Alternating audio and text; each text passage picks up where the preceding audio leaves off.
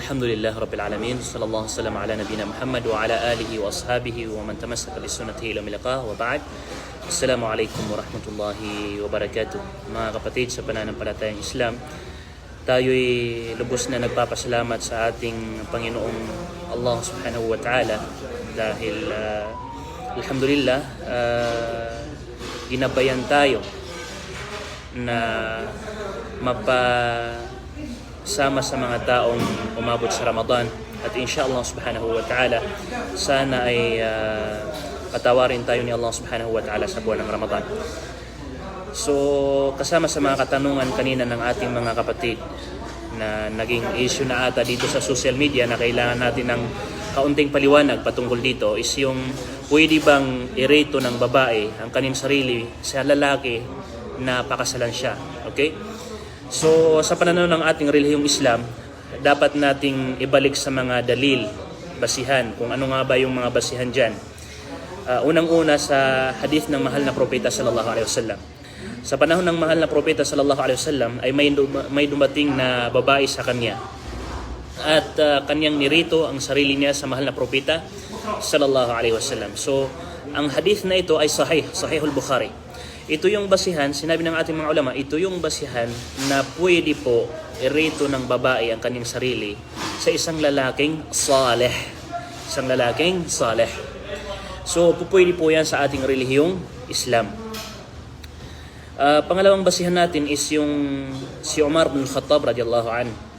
Si Umar bin Khattab radiyallahu an ay niririto niya ang mismong kanyang anak na si Hafsa bint Umar, na nirito niya minsan kay Abu Bakar, nirito niya rin kay Uthman. So, yan po ay mga basihan na pwede po yan sa ating relihiyong Islam. Pero, kailangan, bilang isang babae, kailangan mo munang tingnan ang lalaking pagrirituhan mo ng yung sarili. Okay? May mga kondisyon po na kailangan nating malaman. Unang-una sa lahat, ang lalaki ay may pananampalataya kay Allah subhanahu wa ta'ala. Dahil hindi mo pwedeng irito ang iyong sarili sa mga tao o di kay sa lalaking walang pananampalataya kay Allah subhanahu wa ta'ala. Hindi po pwede yun. Okay? Alam mong baka maging dahilan siya ng pagkalayo mo sa relihiyong Islam. Hindi po pwede yun. Pangalawa, ay may mabuting asal o di kay ugali ang isang lalaki. Kailangan mo makasigurado na may mabuting asal o di kay pag-uugali ang isang lalaki. Na kung saan patutunguhan ka ng maganda.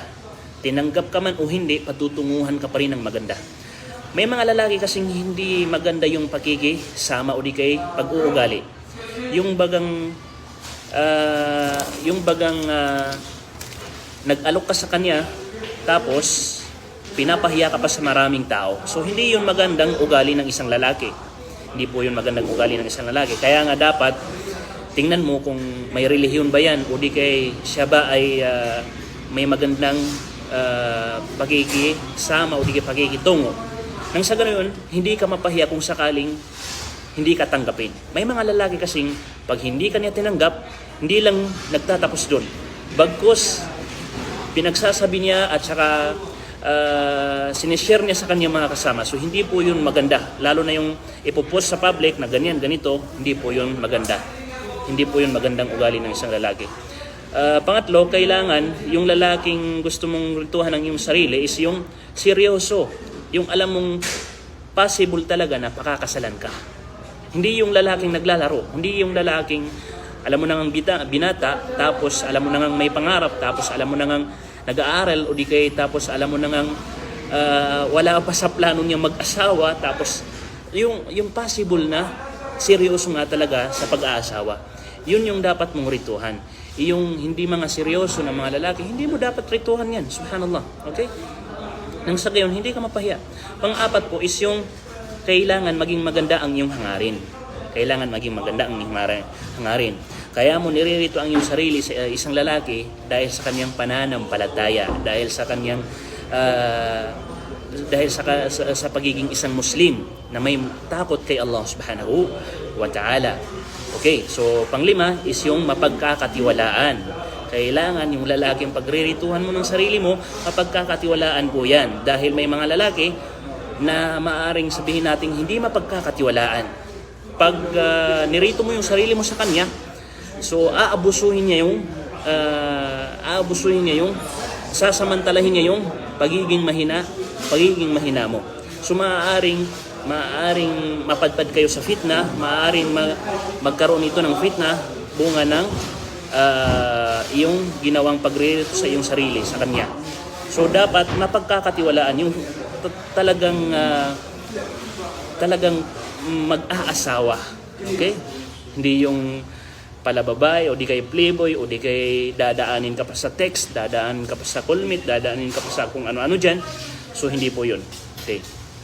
So ano ang mga dapat mong gawin bilang isang babae? Ano ang mga dapat mong gawin? Una sa lahat, ang dapat mong gawin, huwag masyadong prangka. Huwag kang masyadong prangka sa isang lalaki. Nasasabihin mong, uy, pakasalan mo ako. Hindi ganun. Kung bagat huwag mo masyadong prangkahin. Kung gusto mong sabihin sa kanya, pwede mong sabihin sa kanyang ya akhi, o sheikh, o di kay ustad. Kung gusto mong mag-asawa, handa po akong tumulong sa iyo. Mga ganun. O, naiintindihan niya po yun. Kung gusto mong mag-asawa, nandito po ako para pagsilbihan ka, para paglingkudan ka. Naiintindihan yung mga ganun. Huwag po yung prangkahan masyado. Pangalawa po, mas mainam na may mamamagitan sa inyong dalawa. Tulad na lang ng iyong tatay, o di kaya iyong nanay, o di kaya kaibigan. Huwag mong idiretso, direct yung lalaki. Okay? Yun yung mas mainam. Pero kung idadirect mo yung lalaki, okay lang din naman. Okay? Pinapayagan din naman. Pero mas mainam talagang may namamagitan sa inyo. Pangatlo is huwag makikipag-text-meet sa kanya o di kayo makikipag-call-meet sa kanya. Lalo na kung makikipag-date, bawal po yan. Huwag mong gagawin yan. Pang-apat ay tanggapin kung ano ang kanyang magiging desisyon.